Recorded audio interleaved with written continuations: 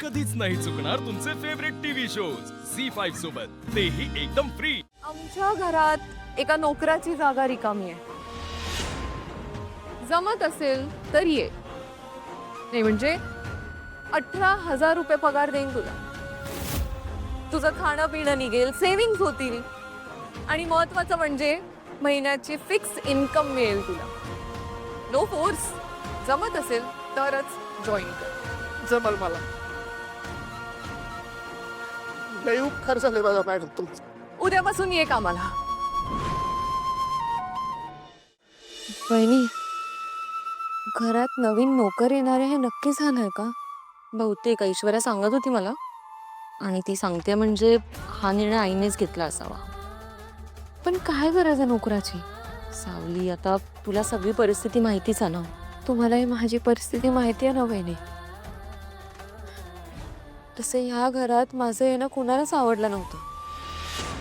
मला माहिती आहे सारंग सरांवर हे लग्न लादलं गेलंय। तुम्हाला सांगू, जर मी माझ्या घरी परत गेले ना तर माझ्या घरच्यांना ते नाही सहन होणार, म्हणून घर कामात मन रमवून घेत होते मी। सारंग सरांची सेवा करायला मिळते, त्यांची काळजी घ्यायला मिळते, याचा आनंद होता मला। त्या निमित्ताने का होईना त्यांच्या जवळ राहायला मिळत होतं। पण आता त्यांच्यासाठी कोणी सेवक येणार आहे म्हटल्यावर माझी या घरात काहीच जागा राहणार नाही। तसेही मला बायकोचा आणि सोन्याचा दर्जा मिळालेलाच नाहीये। काय करू मी वहिनी, तुम्हीच सांगा। सावली, मी लग्न करून जेव्हापासून या घरात आले ना तेव्हापासून एक कळलंय बघ, समोर येईल तो दिवस आपला, आणि तो जसा येईल तसा आपल्या पद्धतीने जगण्याचा प्रयत्न करायचा। सावली, हे बघ, आपण जगाला नाही बदलू शकत, पण स्वतःला तर नक्कीच बदलू शकतो ना। पण मग आपल्या हातात काहीच नसतं का? असतं ना।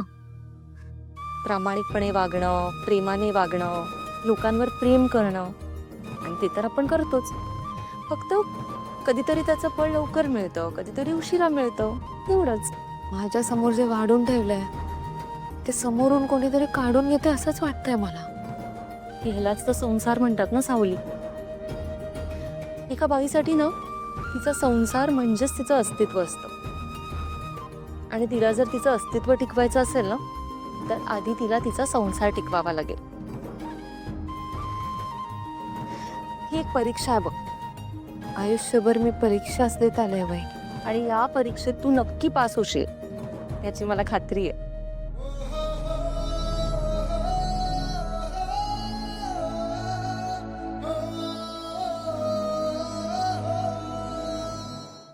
झी5 ॲप डाउनलोड करा आणि पहा सर्व एपिसोड्स एकदम फ्री।